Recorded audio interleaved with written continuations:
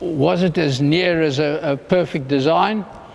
I would say, as far as I'm concerned, it's certainly the best Ferrari I've been responsible for the design for, and it's the best car I've ever designed, for sure.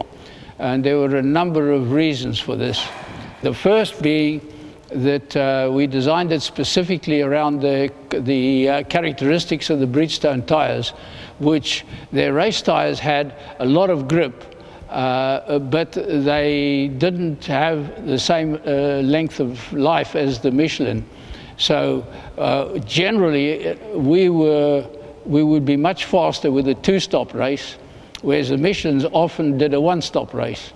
And because you're committed, we decided to commit to a two-stop race, make the fuel tank smaller so that you had to refuel twice, except at Monaco. And that gave us a number of advantages with the car, where we could position the fuel.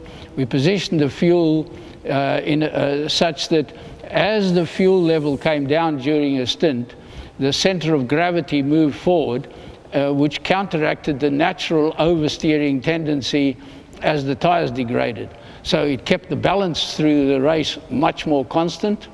It also enabled us to meet a number of our other key objectives in terms of important parameters in car design. I really don't want to go into the details because that's a bit of a trade secret, but it was the first car that we really did fully achieve the objectives in terms of these parameters. So all in all, all those factors meant that it was extremely competitive. And I think during the first half of 2002, Michelins were very strong. And on average, they were very competitive. I mean, Coulthard won Monaco because Michelins were on the front row of the grid and it's impossible to pass. Michael was much faster in the race, but he couldn't pass Coulthard, so finished second. And the only other race that we didn't win was Malaysia, where Michael had an accident on the first lap but lost his front wing and had to pit for a front wing and work his way back through the field and made third. So it was a tough first half to the season, but about mid-season, Bridgestone had really done a lot of development, and we were dominant in the second half. The second half of the season, we won every race, fairly easily. It was an extremely satisfying performance. As the chief designer, what part of the car I am most proud of?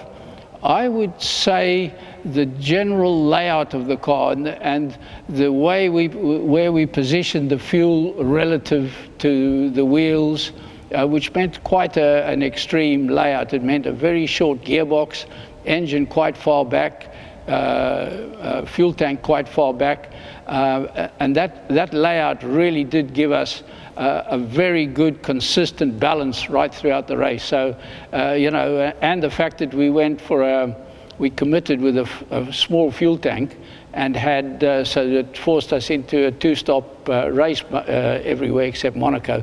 That, it's a big commitment, but I think that's the thing I'm most proud of, that we made this big commitment and it paid off. Well, obviously, having Michael, who is,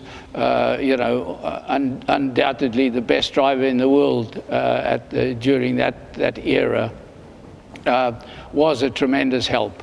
We have very good telemetry and data acquisition, so we know a lot about the car and about how the car's behaving and the car's attitudes in corners and things like that.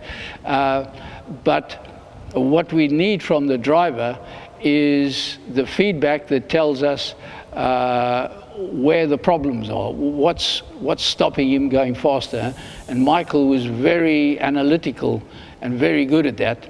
There might be a certain characteristic that we see when we look at the telemetry, but he would say, no, that is an issue, but that's not the most important thing. The most important thing is this. So he was very good at giving feedback and guidance as to what to work on. I think that was his big forte in terms of development. I mean, in terms of a racing driver, he was incredible. You know, he had so much spare mental capacity that he could drive flat out during a race and still talk to Ross, you know, on the radio. And at that stage, there weren't too many drivers that could do that without losing lap time.